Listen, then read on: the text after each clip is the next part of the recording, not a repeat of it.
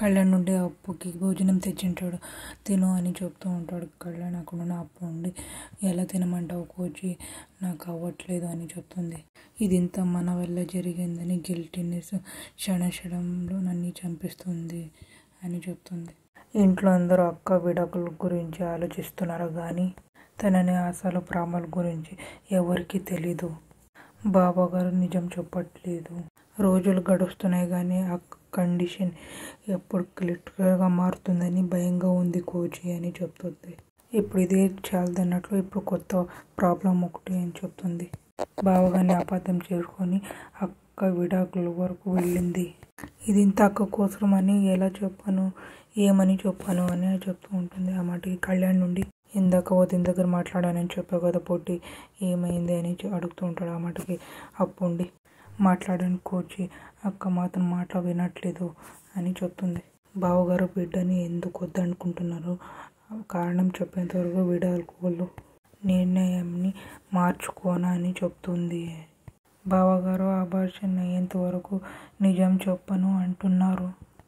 ఏం చేయాలో, ఈ ప్రాబ్లంకి సొల్యూషన్ ఏం చేయాలో అసలు అర్థం కావట్లేదు కోచి అని చెప్తుంది. కన్నీళ్ళు పెట్టుకొని చూడడం తప్ప ఏం చేయలేకపోతున్నాను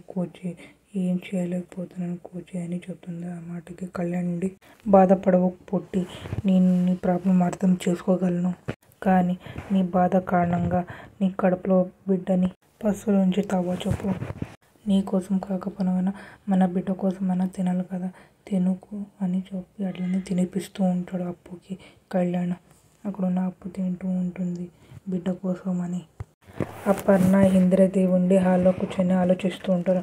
అక్కడ కావ్య వచ్చి ఇద్దరిని ఇంద్రదేవిని అపర్ణని చూసి అక్కడున్న నానమ్మ మీ ఇద్దరేమి అంత టెన్షన్ పడుతున్నారు అని అడుగుతుంది. అక్కడున్న ఇంద్రదేవి ఉండి టెన్షన్ పడక నువ్వు చేసిన పనికి చిందులేయమంటావా అని చెప్తుంది. ఆ మాట కావ్య నేను చేసిన పని నేనేం చేశాను అమ్మమ్మ గారు అని అడుగుతుంది. అక్కడున్న అపర్ణ ఉండి ఏం చేయమంటావే, మా నెత్తి మీద విడాకులు నాటకం అని కుమ్టా పెట్టావు కదే, అది చాలదా అని అంటుంది. అక్కడున్న కావ్యం ఉండి ఇప్పుడు ఏమైంది అత్తయ్య అని అడుగుతుంది.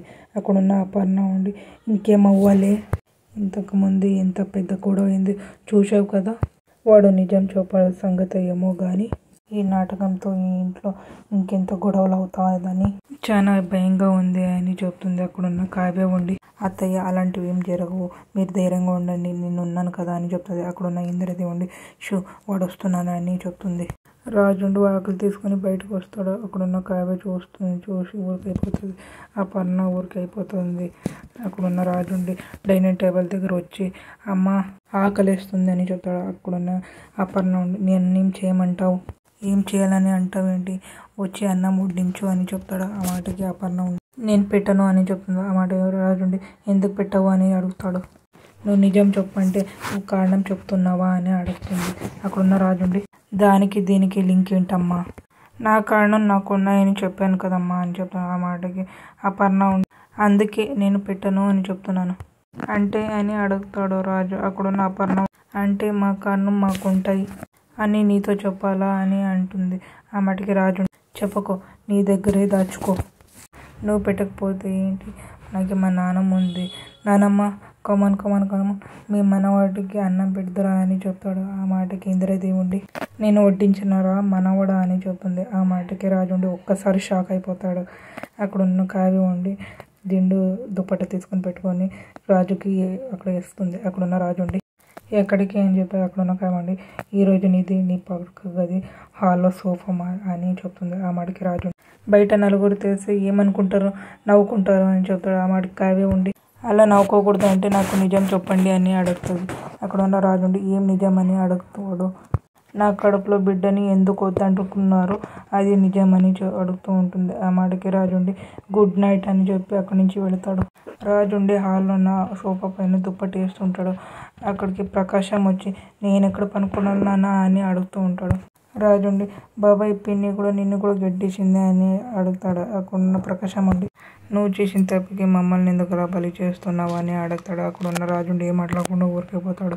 రాజు వాళ్ళ ఆయన ఉండి రోజు నీ వల్ల ఇంట్లో గొడవలు జరిగితే బాగుంటాయా అని అడుగుతాడు. అక్కడున్న రాజు ఏం మాట్లాడకుండా ఊరికైపోతాడు.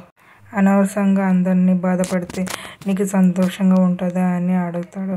అక్కడున్న రాజు ఏం మాట్లాడుకుంటూ వాళ్ళ ఆయన వైపు చూస్తుంటాడు. మీకు ఇష్టమైతే లైక్ చేయండి, సబ్స్క్రైబ్ చేయండి, కామెంట్ చేయండి, షేర్ చేయండి.